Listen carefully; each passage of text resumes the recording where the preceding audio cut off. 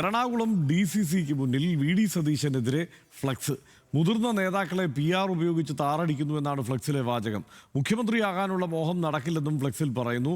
മനീഷ് ഐഷ മാത്യു ചേരുന്നുണ്ട് വിവരങ്ങളുമായി. മനീഷ്, എവിടെയാണ് ഈ ഫ്ലക്സ് പ്രത്യക്ഷപ്പെട്ടത്? എന്തായാലും ഈ കോൺഗ്രസിലെ UDFന്റെ സർക്കാർ രൂപീകരിച്ചാൽ മുഖ്യമന്ത്രിയാകേണ്ടത് ആര് എന്ന തർക്കത്തിൻ്റെ തുടർച്ചയായി വന്നിരിക്കുന്ന ഒരു ഫ്ലക്സായി കണക്കാക്കാമല്ലോ. എന്താണ് വിവരങ്ങൾ?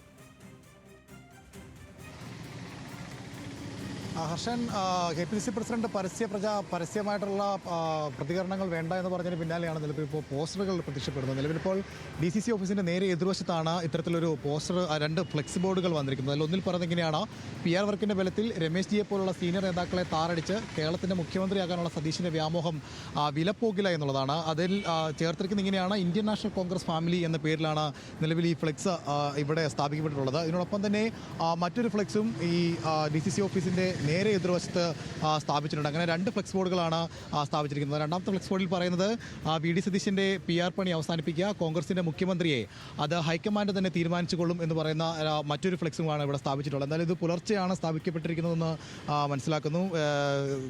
എറണാകുളത്തെ സംബന്ധിച്ചിടത്തോളം മുഹമ്മദ് ഷിയാസാണ് ആദ്യമായി ഈ മുഖ്യമന്ത്രി സ്ഥാനത്തിൽ ഒരു അഭിപ്രായമൊക്കെ പറയുന്നതും എറണാകുളത്ത് നിന്ന് ഒരു മുഖ്യമന്ത്രി വേണമെന്നൊക്കെ പറയുകയൊക്കെ ചെയ്യുന്നത്. അതേ DCC ഓഫീസിൻ്റെ എതിർവശത്താണ് നിലവിൽ ഇപ്പോൾ ഇത്തരത്തിലൊരു പോസ്റ്റർ ഫ്ലെക്സ് വന്നിരിക്കുന്നത്. എന്തായാലും ഈ DCC ആസ്ഥാനം പ്രവർത്തിക്കുന്ന ഈ കെട്ടിടത്തിൽ തന്നെ നിരവധി CCTV ഒക്കെ ഉണ്ട് എന്നുള്ളതാണ് നമുക്ക് ഇവിടെ നിന്ന് കാണുമ്പോൾ മനസ്സിലാക്കാൻ കഴിയുന്നത്.